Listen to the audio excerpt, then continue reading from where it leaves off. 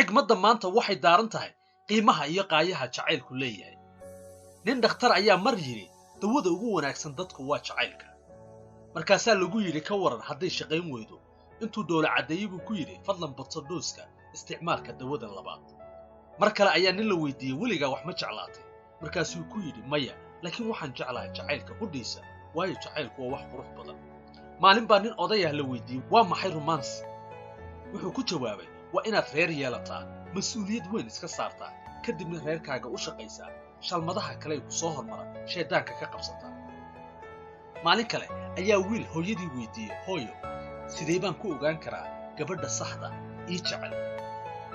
markaasi hooyada waxay ku tiri haddaad adigu noqoto wiilka saxda ah iyaduna waxay kuu noqon doontaa gabadha saxda u jecel. fadlan like, share iyo subscribe madaysan noo saar haddaad tahay xigmaawi.